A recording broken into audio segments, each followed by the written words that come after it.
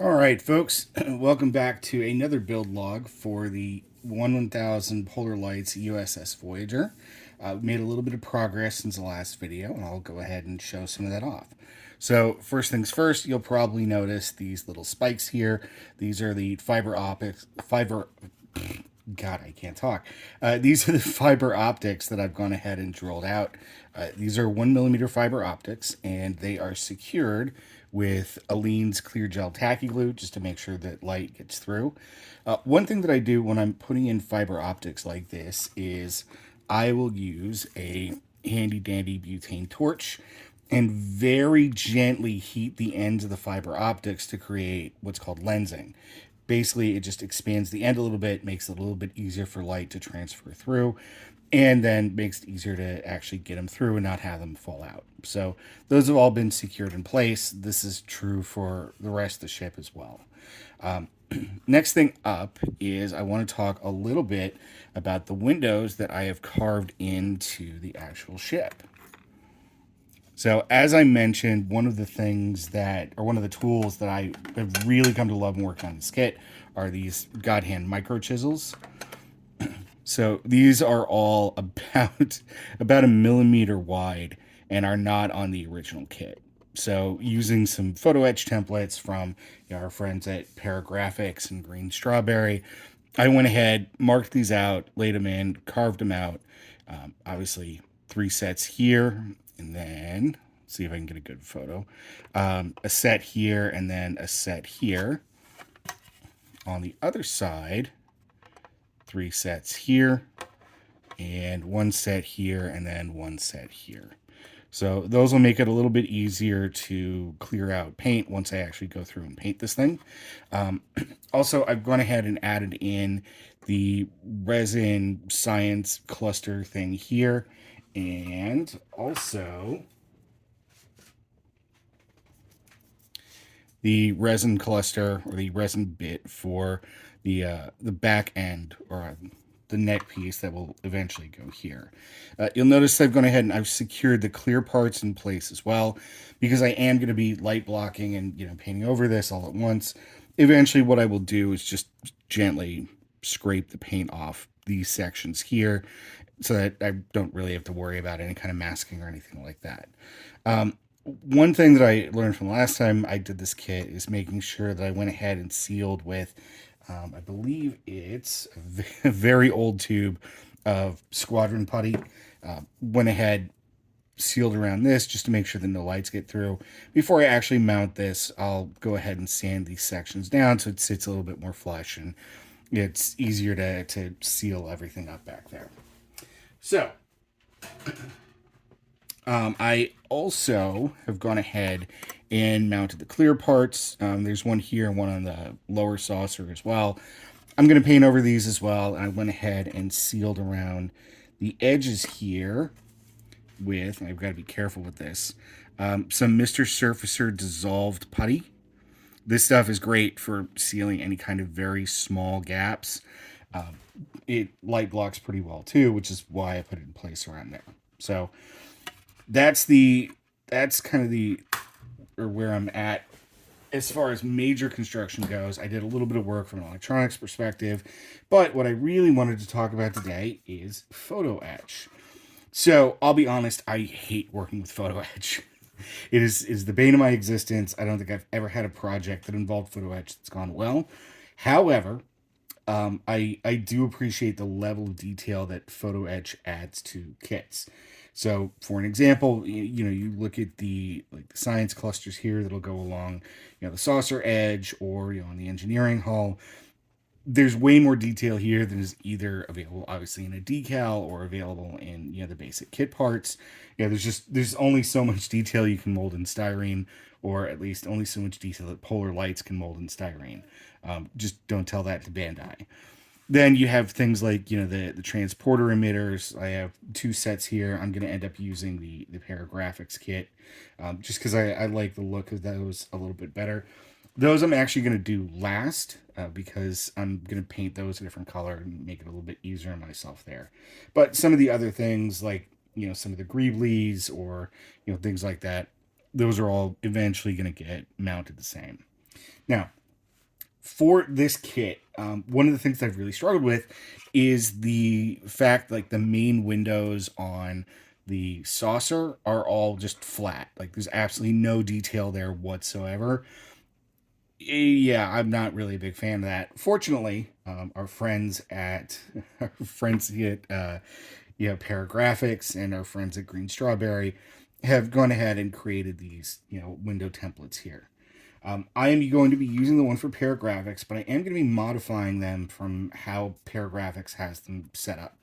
So I've already cut two out. We'll show those in just a second. So for Paragraphics, they actually have designed these as kind of big replacement sheets. And I'll be honest, I have no idea how those are supposed to work. I think that you're supposed to cut out like these sections and then mount them from behind. And yeah, I tried that with my first kit, and it's why I had to start over because I had no idea how that was supposed to work. So what I am doing instead is see if I can get a good view here. What I am doing instead here is there is a small dividing line in between the actual window frames themselves and then the backing piece below. I am actually bending the Photoshop or bending the photo etch so that this piece here comes loose and I'm left with just the frame. So to give you an idea of what that looks like, because I've already done two of these.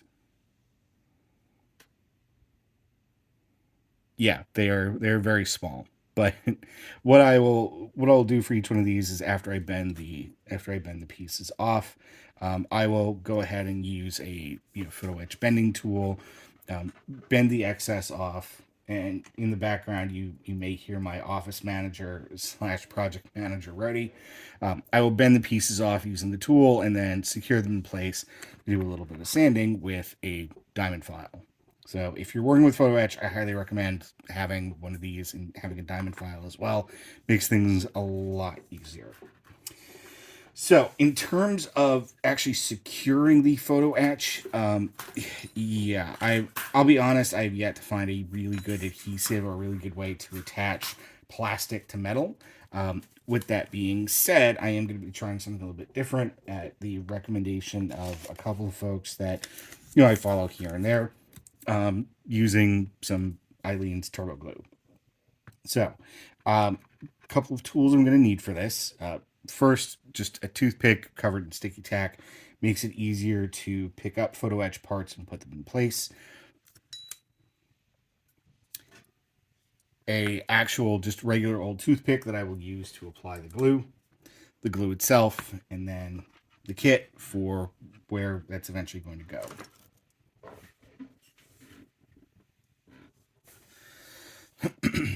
All right, so let's go ahead and you're probably wondering why I'm using just like a regular old Post-it note. That's just because it happens to be handy.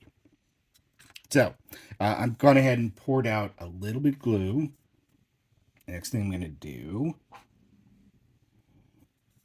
is take my little grabber, grab one of my photo etch parts, turn it around, use the toothpick, apply some glue.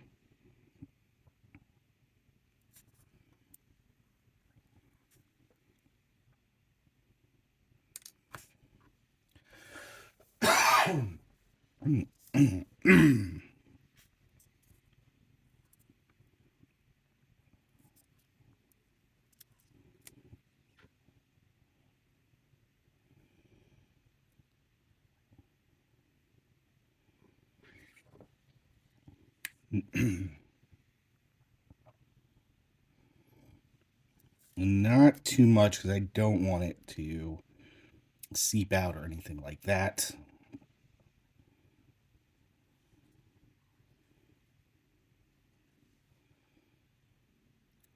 Just enough to give us a nice hold.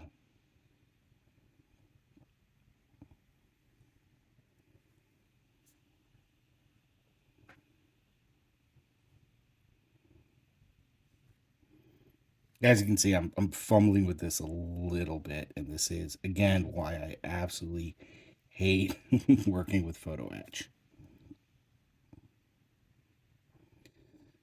Okay, so now that I've got some glue, and one thing that's very handy if you don't have a ton of muscle control is a good pair of tweezers.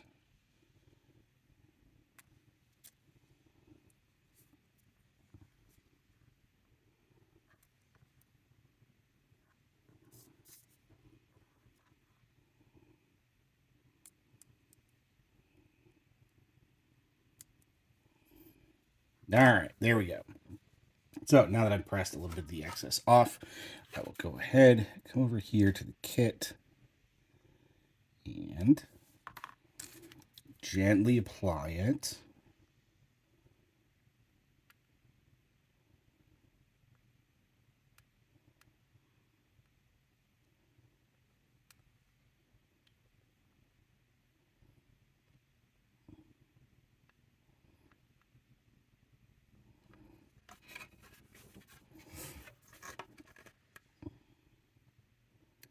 Make sure that it's in the right position.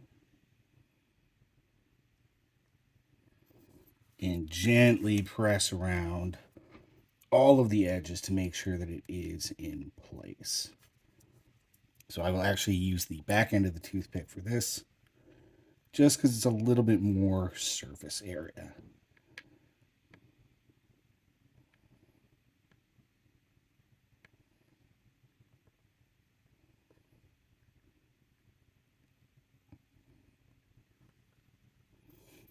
All right, so we got a little bit of peeling there.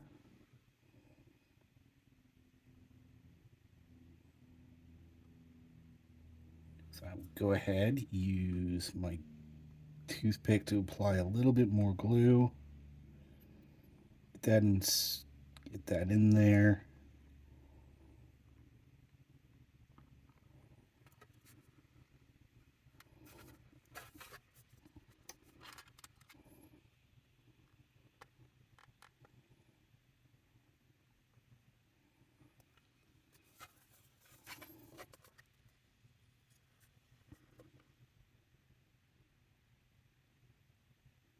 Get a little bit over there as well.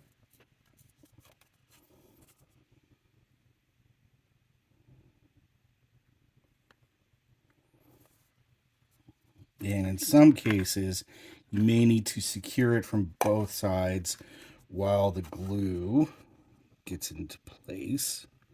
So toothpick.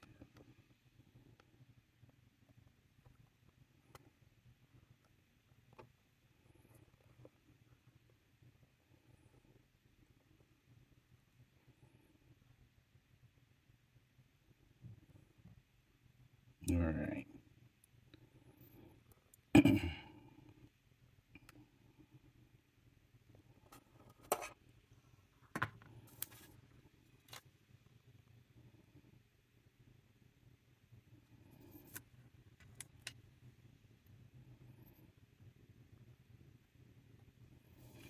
So for particularly stubborn pieces, you can always use something like, cyanoacrylate or super glue.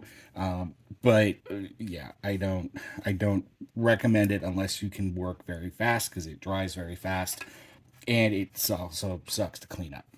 So, we'll go ahead and do the other side. We're going to do this one a little bit different and actually apply the glue directly to the model kit.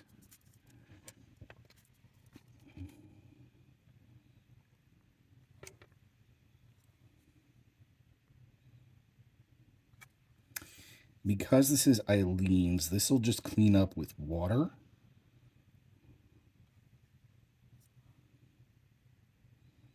So once I'm done, just a Q-tip,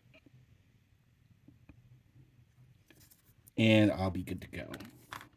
Or sorry, a wet Q-tip, and I will be good to go. Okay.